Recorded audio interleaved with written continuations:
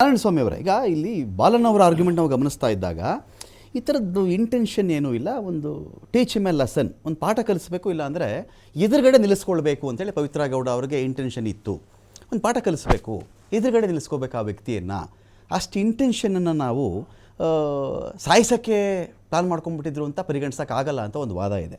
ಇನ್ನೊಂದು ಕಡೆ ಇದ್ರದ್ದು ಅದರ್ ಸೈಡ್ ಚೆಕ್ ಮಾಡ್ಕೊಂಡು ಹೋದಾಗ ಒಂದು ಎಲೆಕ್ಟ್ರಿಕ್ ಶಾಕು, ಒಬ್ಬ ವ್ಯಕ್ತಿಯನ್ನು ದುರ್ಗದಿಂದ ಬೆಂಗಳೂರಿವರೆಗೂ ಕರ್ಕೊಂಡು ಬರ್ತಕ್ಕಂಥ ವಿಚಾರಗಳು, ಅನಂತರದಲ್ಲಿ ಆ ವ್ಯಕ್ತಿಗಾಗಿರ್ತಕ್ಕಂಥ ಇಂಜುರಿಗಳು ಚೆಕ್ ಮಾಡಿಕೊಂಡಾಗ ಇಲ್ಲಿ death was the likely consequences ಅಂತ ಹೇಳಿ, ನನಗೆ ಆ ಇಂಟೆನ್ಷನ್ ಇಲ್ಲ ಅನ್ನೋದು ಬೇರೆ, ಇಷ್ಟೊಂದು ಹೊಡೆದ್ಮೇಲೆ ಒಬ್ಬ ವ್ಯಕ್ತಿ ಸಾಯಲ್ಲ ಅಂತ ನಾವು ಭಾವಿಸ್ತಾ ಇರೋಕ್ಕಾಗಲ್ವಲ್ಲ ಅಂತ ಪ್ರಶ್ನೆ.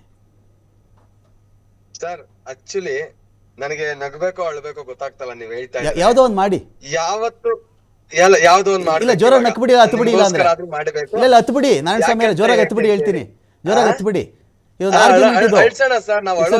ಕೋರ್ಟಲ್ಲೂ ನಗರಿ, ಆದ್ರೆ ಕೋರ್ಟಲ್ಲೂ ನಕ್ಬಿಡಿ ಜೋರಾಗಿ, ಪರವಾಗಿಲ್ಲ. ಅದೇನೆ ನಿಮ್ಮ ವಾದ. ಫಸ್ಟ್ ಆಫ್ ಆಲ್ ಇವ್ರು ಹೇಳಿದ್ರಲ್ಲ ಬಾಲನ್ ಅವ್ರು ವಾದ ಮಾಡಿದ್ರು ಅಂತ, ಬಾಲನ್ ಅವ್ರು ಇನ್ನ ವಾದನೇ ಮಾಡಿಲ್ಲ. ನೀವು ಆಲ್ರೆಡಿ ವಾದ ಈ ತರ ಮಾಡಿದ್ರು ಅಂತ ಹೇಳ್ತಾ ಇದ್ದೀರಾ. ಯಾವ ಆಂಗಲ್ ಅಲ್ಲಿ ನೀವು ಬಾಲನ್ ಅವ್ರು ಈ ತರ ವಾದ ಮಾಡಿದ್ರು ಅಂತ ನೀವ್ ಹೇಗೆ ಹೇಳ್ತಾ ಇದೀರಾ ಅಂತ ನನಗಂತೂ ಗೊತ್ತಾಗ್ತಾ ಇಲ್ಲ.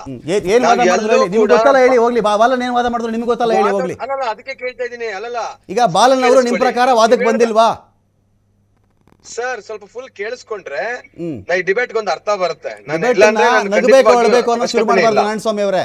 ನಗಬೇಕು ಅಳ್ಬೇಕು ಅಂತ ಡಿಬೇಟ್ ಶುರು ಮಾಡಿದ್ರೆ ಅದಕ್ಕೆ ತೂಕ ಇರಲ್ಲ.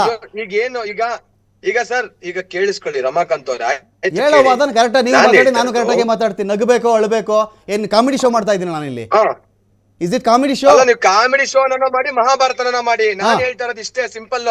ವಾದಕ್ಕೆ ಬಂದಿಲ್ಲ, ಒಬ್ಬ ವಕೀಲರು ಬಂದು ವಾದನೆ ಮಾಡಿಲ್ಲ, ವಾದ ಮಾಡಿದ್ರು ಅಂತ ಹೇಳ್ತಾ ಇದ್ದೀರಾ. ಕ್ರಾಸ್ ಎಕ್ಸಾಮಿನೇಷನ್ ನಡೀತಾ ಇದೆ, ವಾದ ಎಲ್ಲಿ ಮಾಡ್ತಾರೆ? ಕ್ರಾಸ್ ಎಕ್ಸಾಮಿನೇಷನ್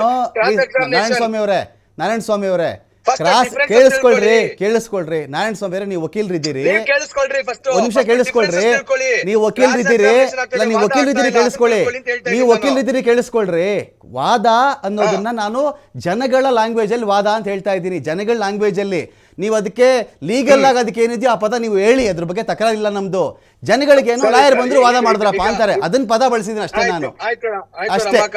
ಹೇಳ್ತೀನಿ, ಹೇಳಿ. ಬಾಲನ್ ಅವ್ರು ಎಲ್ಲೂ ಕೂಡ ಪವಿತ್ರ ಗೌಡ ಜಸ್ಟ್ ಬುದ್ಧಿ ಕಲ್ಸಕ್ಕೆ ಅಂತ ಕರೆದಿದ್ರು, ಅದು ಸತ್ತೋಗ್ಬಿಟ್ಟ, ಆತರ ಎಲ್ಲೂ ಕೂಡ ಯಾವ ಒಂದು ಪದದಲ್ಲೂ ಕೂಡ ಆ ರೀತಿಯ ಪ್ರಶ್ನೆಗಳೂ ಬಂದಿಲ್ಲ. ಇನ್ನು ಆ ಹಂತಕ್ಕೆ ಇದು ಹೋಗೇ ಇಲ್ಲ. ಯಾಕಂದ್ರೆ ಪವಿತ್ರ ಗೌಡ ಅವ್ರ ಆ ಜಾಗಕ್ಕೂ ಹೋಗಿಲ್ಲ.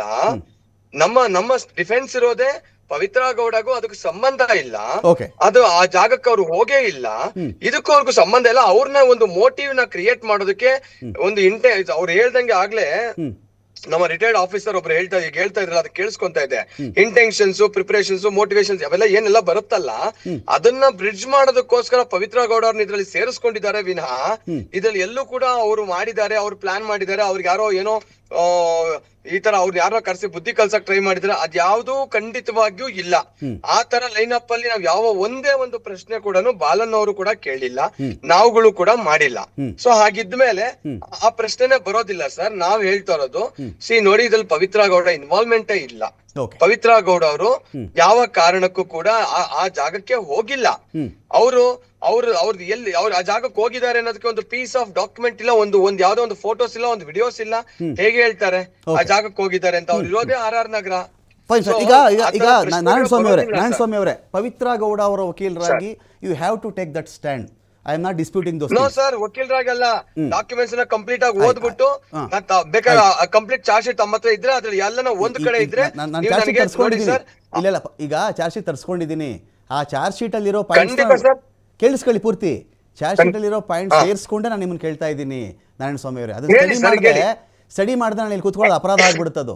ಅದು ನಾನೇನು ತಿಳ್ಕೊಳ್ದೆ ಓದ್ಕೊಳ್ದೆ ನಿಮ್ಮ ಮುಂದೆ ಅದ್ರ ಬಗ್ಗೆ ನಾನು ಮಾತಾಡಿದ್ರೆ ಅಪರಾಧ ಆಗ್ಬಿಡುತ್ತದು, ಅದು ಅಪರಾಧ ಆಗ್ಬಿಡುತ್ತೆ. ನಾನೇನ್ ಹೇಳ್ತಾ ಇದ್ದೀನಿ ಅಂದ್ರೆ, ಇಡೀ ವಿಚಾರದಲ್ಲಿ ಬಂದಿರೋದು ಇವರು ಚಪ್ಪಲಿಯಲ್ಲಿ ಹೊಡೆದಿದ್ದಾರೆ ಪವಿತ್ರ ಗೌಡ ಅವರು. ಆ ಚಪ್ಪಲಿ ನಾನು ಮಹಜರ್ ಮಾಡಿದ್ದೀನಿ, ಪ್ಲಾಸ್ಟಿಕ್ ಕವರಲ್ಲಿ ಆ ಚಪ್ಪಲಿ ಇತ್ತು, ಇವ್ರು ನಿಂತವ್ರು ಬಂದು ಕಾರಲ್ಲಿ ಕರ್ಕೊಂಡು ಬಂದ್ರು ಅಂತ ಹೇಳಿ ಚಾರ್ಜ್ ಶೀಟ್ ಅಲ್ಲಿ ಹೇಳ್ತಾ ಇದ್ದೀನಿ. You are free to take your own stand. ನನ್ನ ತಕರಾರಿಲ್ಲ, ಅದಕ್ಕೆ ಬಂದೇ ಇರಲಿಲ್ಲ, ಕಾರ್ ಹತ್ತೇ ಇರಲಿಲ್ಲ, ಅವತ್ತು ರಾಜರಾಜೇಶ್ವರ ನಗರದಲ್ಲಿ ಅವ್ರು ಇರಲೇ ಇಲ್ಲ ಅಂದ್ರೆ ಯು ಆರ್ ಫ್ರೀ. ನಮ್ಗೆ ಚಾರ್ಜ್ ಶೀಟ್ ಹೇಳ್ತಾ ಇದ್ದೀನಿ ಅಷ್ಟೇ. ಈಗ ಅದಕ್ಕೊಂದು ಉತ್ತರ ಕೊಡ್ತೀನಿ ಕೇಳಿ. ಹಾ. Charge sheet is A material, it's not A evidence. Okay. Evidence ಆಗಿ ಅದು ಯಾವಾಗ ಕನ್ವರ್ಟ್ ಆಗುತ್ತೆ, ಒಂದು ಜಸ್ಟ್ ಇವಾಗ ಪೀಸ್ ಆಫ್ ಪೇಪರ್ ಅಷ್ಟೇ ಅದು ಚಾರ್ಜ್ ಶೀಟ್ ಅನ್ನೋದು. ಇಟ್ಸ್ ಎ ಮೆಟೀರಿಯಲ್ ಅಷ್ಟೇ. ಇವಾಗ ಆ ಮೆಟೀರಿಯಲ್ ಎವಿಡೆನ್ಸ್ ಆಗಿ ಕನ್ವರ್ಟ್ ಆಗೋದು ಅವರು ವಿಟ್ನೆಸ್ ಬಾಕ್ಸ್ ಗೆ ಬರ್ಬೇಕು. ಮಾಜರ್ ಮಾಡ್ದಂತ ಪಂಚನಾಮೆ ಮಾಡ್ದಂತವ್ರು, ಎವಿಡೆನ್ಸ್ ವಿಟ್ನೆಸ್ ಕೊಟ್ಟಂತವ್ರು, ಸ್ಟೇಟ್ಮೆಂಟ್ ಕೊಟ್ಟವರು ಎಲ್ಲಾರು ವಿಟ್ನೆಸ್ ಬಾಕ್ಸ್ ಗೆ ಬಂದು ಆ ವಿಟ್ನೆಸ್ ಬಾಕ್ಸ್ ಅವ್ರು ಅದನ್ನ ಹೇಳಾದ್ಮೇಲೆ ಚೀಫ್ ಆಗಿ ಕನ್ವರ್ಟ್ ಆಗುತ್ತೆ, ಎವಿಡೆನ್ಸ್ ಆಗಿ ಕನ್ವರ್ಟ್ ಆಗುತ್ತೆ.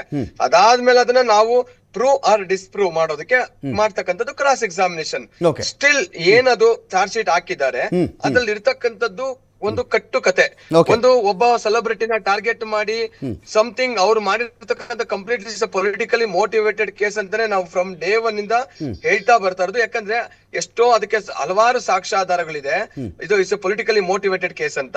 ಸರ್ ನಾನ್ ಸಿಂಪಲ್ ಆಗಿ ಕೇಳ್ತೀನಿ ಸರ್, ತಮ್ಮ ಮುಂದೆನೆ ಕೇಳ್ತೀನಿ ಸರ್, ಒಂದು ಸೋಷಿಯಲ್ ರೆಸ್ಪಾನ್ಸಿಬಿಲಿಟಿ ಇಂದ ಕೇಳ್ತೀನಿ ಸರ್. ನಮ್ಮ ರಾಜ್ಯದಲ್ಲಿ ಇರ್ಬೋದು ಅಥವಾ ನಮ್ಮ ದೇಶದಲ್ಲಿ ಇರ್ಬೋದು ಎಷ್ಟೋ ಪ್ರಕರಣಗಳು ಡಬಲ್ ಮರ್ಡರ್, ಇವಾಗ ಅಲ್ಲಿರೋ ಆಫೀಸರ್ ಕಾಲದಲ್ಲಿ ಎಷ್ಟೋ ಆಗಿರುತ್ತೆ ಡಬಲ್ ಮರ್ಡರ್, ಬ್ರೂಟಲ್ ರೇಪ್ ಗಳು ಎಷ್ಟೋ ಕೇಸ್ಗಳಾಗತ್ತೆ ಸರ್. ಪಕ್ಕದಲ್ಲಿ ಸೆಷನ್ ಕೋರ್ಟ್ ಅಲ್ಲಿ ಬೇಲ್ ಆಗುತ್ತೆ, ಹೈಕೋರ್ಟ್ ಗೆ ಕ್ಯಾನ್ಸಲೇಷನ್ ಗೆ ಅಂತ ಬರೋದಿಲ್ಲ ಗವರ್ಮೆಂಟ್ ಪ್ರಾಸಿಕ್ಯೂಷನ್ ಇಂದ. ಅಂತದ್ರಲ್ಲಿ ಇವರು ಸೆಷನ್ ಕೋರ್ಟ್ ಇಂದ ಅಗೇನ್ ಹೈಕೋರ್ಟ್ ಅಲ್ಲಿ ಆಗುತ್ತೆ, ಸುಪ್ರೀಂ ಕೋರ್ಟ್ ಗೆ ತಗೊಂಡೋಗಿ ಸಿದ್ಧಾರ್ಥ್ ಲೂಥ್ರಾನ ಲಾಯರ್ ನ ಎಂಗೇಜ್ ಮಾಡ್ಕೊಂಡು ದುಡ್ಡು ಕೊಟ್ಕೊಂಡು ಆ ಬೈಲ್ ಅನ್ನ ಕ್ಯಾನ್ಸಲೇಷನ್ ಹೋಗ್ತಾರೆ ಅಂದ್ರೆ ಇಸ್ ಕಂಪ್ಲೀಟ್ಲಿ ಪೊಲಿಟಿಕಲಿ ಎಷ್ಟು ಮಟ್ಟಿಗೆ ಇಂಟ್ರೆಸ್ಟ್ ಇದೆ ಅನ್ನೋದು ತಾವು ಕೂಡ ಅರ್ಥ ಮಾಡ್ಕೊಳ್ಬೇಕಾಗುತ್ತೆ ಸರ್. ಮಾತಾಡ್ತೀನಿ.